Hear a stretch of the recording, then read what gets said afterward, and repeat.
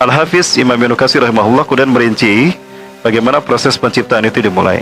Awalnya beliau berbicara tentang penciptaan alam semesta. Nah, beliau mengangkat penciptaan alam semesta ini dengan sederhana. Intinya, saya simpulkan bahwa beliau membahas tentang penciptaan alam semesta ini sebagaimana apa yang kita kenal dengan teori nebula. Teori ini dikembangkan oleh para ahli astronomi muslim, itu dari surat Ad-Dukhan. Nah, kemudian di sini juga dibahas tentang penciptaan bumi. Ya, digambarkan bagaimana bumi menjadi tempat di mana Allah SWT menciptakan satu makhluk yang mulia yang bernama Bashar. Juga beliau disebutkan membahas isi tentang manusia yang disebut juga insan. Ya, Bashar dan insan adalah dua kata yang diistilahkan untuk makhluk yang paling mulia yang bernama manusia ini. Yang Allah ciptakan pertama kali adalah Adam. Di sini dibahas oleh beliau langsung ketika membahas tentang manusia bahwa beliau mengatakan yang pertama diciptakan itu adalah Nabi Adam alaihissalam. Tidak ada makhluk lain selain Nabi Adam alaihissalam sebelum Nabi Adam. Maksudnya selain Nabi Adam tidak ada manusia. Nabi adalah manusia yang pertama. Nah, di sini dibahas bagaimana penciptaan manusia.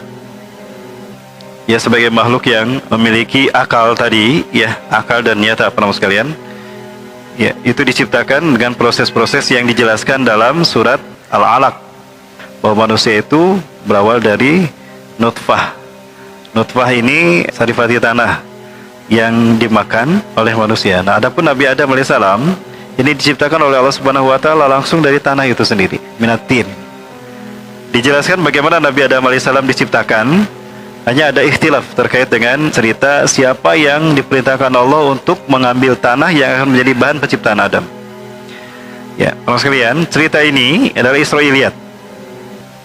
Artinya berasal dari Bani Israel. Kita tahu siapa Bani Israel. Bani Israel ini suka berbohong kan? Walaupun ada kalanya mereka berkata benar. Tapi karena suka berbohongnya ini membuat kita tidak bisa percaya sepenuhnya dari apa yang dikatakan oleh Bani Israel. Yang kedua, teman sekalian, karena datang dari Bani Israel, maka dia tidak bisa dijadikan sebagai referensi sandaran utama. Hanya paling tidak ya wacana lah bagi kita. Lalu bagaimana kita menyikapi sesuatu dari Bani Israel? Katakan kita hanya beriman pada apa yang Allah turunkan. Nah, apa yang disebutkan Bani Israel dalam penciptaan manusia? Pertama, penciptaan pertama manusia yang dilakukan, yang terjadi pada Nabi Adam alaihissalam adalah Allah perintahkan awalnya pada malaikat Jibril. Malaikat Jibril diperintahkan untuk mengambil tanah di muka bumi. Namun tatkala malaikat Jibril datang turun ke bumi untuk mengambil tanah, maka bumi menjerit dan berkata, "Aku tidak mau kau mengambil bagian tubuhku untuk menjadi bahan penciptaan manusia." Jibril tidak kuasa mengambil tanah tadi, maka kembali kepada Allah dalam keadaan tangan kosong. Malaikat Jibril naik, kemudian turun malaikat Mikail. Allah perintahkan malaikat Mikail pun sama, tapi ternyata malaikat Mikail pun dalam kondisi sama seperti malaikat Jibril yang pertama, tidak kuasa mendengar jeritan bumi, maka kembali dengan tangan kosong. Terakhir, diperintahkan malaikat pencabut nyawa. Siapa malaikat pencabut nyawa? Israel. Maka malaikat Jibril kemudian mengambil tanah, maka diambil itu semua, lalu diserahkan kepada Allah. Wa yusallimu ila rabbih, lalu diserahkan kepada Tuhannya, maksudnya Tuhan Israel, yaitu Allah Subhanahu wa taala. Fasawwarallahu bi'aidih, maka Allah membentuk dengan kekuasaannya. Kalimat biyadaih, dengan kedua tangan Allah, jangan digambarkan dengan tangan seperti kita, itu syirik. Tapi biyadih itu dengan kekuasaan Allah. Maka dibentuklah tadi tanah itu menjadi patung Adam alaihissalam.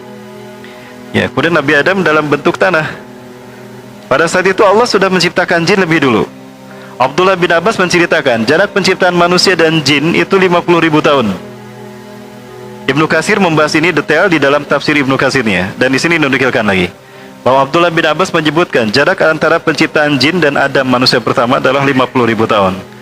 Nah, artinya ketika Nabi Adam diciptakan, Ajazil sudah ada. Dan di dalam tafsir Ibnu Katsir yang beliau tuliskan dan dimuatkan di sini juga bahwa Ajazil ini adalah satu jin yang berasal dari suku Al-Haris, yang dibinasakan Allah melalui malaikat Jibril, yang diselamatkan ke alam malakut ya ketika masih balita, yang kemudian dia tumbuh dewasa bersama malaikat sehingga tidak punya dosa. Ya, kita sudah membahas ini para Allah. Nah, ringkas cerita, ketika Nabi Adam diciptakan dalam bentuk tanah, si Ajazil ini marah sama Allah. Harusnya aku yang jadi khalifah, bukan Adam. Nah, di saat itulah adanya pertentangan antara ketetapan Allah dengan kehendak Ajazil. di mana Ajajil marah sama Allah karena tidak terpilih jadi khalifah. Maka ketika Nabi Adam masih dalam bentuk tanah, dia mencoba memahami kelemahan Adam sebagai makhluk yang Allah ciptakan dari tanah. Nah, di situ kesombongannya muncul. Kamu tanah seperti ini yang menjijikan. Aku dari api. Aku yang lebih baik dan aku yang lebih pantas jadi khalifah. Nah, kemudian fayaqfullahu min ruhi ila jasadi Adam. Maka kemudian Allah meniupkan sebagian ruhnya kepada jasad Nabi Adam alaihissalam. Maka fataghayyara Adamu minatini ila suratil insan. Maka berubahlah Adam dari bentuk tanah tadi menjadi manusia. Bikalimatihi kun fayakun. Nah, di sana dinukilkan kalimat ayyakula lahu wa idza arada syai'an ayyakulu lahu kun fayakun. Dan jika Allah menghendaki segala sesuatu, maka Allah cukup mengatakan kun fayakun. Jadi maka jadilah dia. Fa bikalimatihi fataghayyara Adam minat-tini ila suratil insan. Maka dengan kalimat Allah dan kekuasaannya berubahlah Adam dari tanah menjadi manusia. Ini proses pertama Allah ciptakan manusia. Jadi tidak ada manusia yang Allah ciptakan dari evolusi ya, para hamba Allah. Ini cara Allah menciptakan manusia pertama. Kemudian yang kedua, bahwa yang kedua ini Allah ciptakan Hawa. Nah, Hawa disebutkan di sini bahwa Allah ciptakan Hawa dari tulang rusuk Nabi Adam. Ketika berada di surga, Nabi Adam alaihissalam melihat memperhatikan apa yang ada di surga. Melihat ketika di taman surga tadi ada kupu-kupu terbang berduaan. Ya. Berduaan ini lawan jenis para mulai ya, tidak sesama jenis. Tidak ada. Kemudian melihat kancil berduaan, bunga-bunga bermacam-macam. Nah, Nabi Adam kemudian berpikir, subhanallah, betapa luar biasa Allah menciptakan karunia alam semesta ini dengan sangat beragam sebagai bukti kekuasaannya. Namun cuma aku yang tidak memiliki teman. Apakah memang aku ditakdirkan untuk menjadi seorang manusia sendirian? Nah, disitulah Nabi Adam tertidur. Maka Allah fa'akhadahullahu dilah. Maka Allah kemudian mengambil tulang rusuknya. Wa minhu khalaqa Hawa. Maka dari situlah Allah menciptakan Hawa. Ini manusia yang kedua. Ini awal proses penciptaan manusia. Jadi manusia yang kedua itu dinamakan Hawa dan dia jenisnya wanita. Ya, Hawa. Apa itu Hawa? Wanita pertama disebut Hawa karena dia artinya adalah umun likulli syai'in hayyin. Hawa'u umun, induk likulli syai'in, bagi segala sesuatu hayyin, yang hidup. Maka jadi dinamakan Hawa. Hawa kalau disifatkan dalam kata yang lain itu ada disebut juga mar'atun.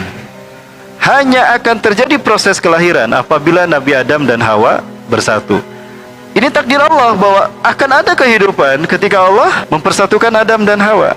Mempersatukan Adam dan Hawa, dan Allah bikin jenisnya berpasangan, berbeda. Litukhrija minhuma hayatul basyariyah, agar Allah keluarkan dari Adam dan Hawa ini kehidupan manusia, peradaban manusia. Maka wanita pertama dinamakan Hawa. Adapun sifat yang lain tadi mar'atun karena diciptakan dari seorang mar'in laki-laki. Nisaun karena jenis kelaminnya perempuan. Kebalikan dari nisa atau niswa adalah laki-laki, rijal, rajulun. Kebalikan dari mar'atun adalah mar'un, seseorang. Dan kebalikan dari Hawa apa? Kebalikan dari Hawa, Adam. Baik, Imabillah. Nah, itu cara Allah menciptakan manusia yang kedua. Yang ketiga, cara Allah menciptakan manusia adalah minal mar'ati. Ya, bidu di mashat rijal. Dari seorang perempuan tanpa sentuhan laki-laki. Siapa? Siti Maryam melahirkan Nabi Isa alaihi salam. Apakah Nabi Isa punya bapak? Lalu Nabi Isa binnya kepada siapa? Kepada ibunya. Jangan kepada Allah. Makanya ada yang mengatakan Nabi Isa itu anak Allah. Kenapa? Lahir tebapaan. Jadi sah bapak anak Tuhan. Apakah setiap bayi yang lahir tanpa seorang ayah itu anak Tuhan? Kalau Nabi Isa dikatakan anak Tuhan karena lahir tanpa seorang ayah, lalu bagaimana dengan bayi-bayi yang lahir tanpa jelas siapa ayah mereka? Apakah mereka juga anak Tuhan? Kan tidak mungkin, para sekalian. Itu mereka mengatakan demikian. Zalimlah mereka ketika mengatakan Allah punya anak. Yang keempat, Allah ciptakan manusia dengan proses reproduksi, yaitu proses fertilisasi, di mana ovum dibuahi oleh sperma. Dan inilah cara yang terbaik Allah menciptakan makhluk, sehingga manusia menjadi makhluk yang terbaik di antara sekian makhluk yang lain.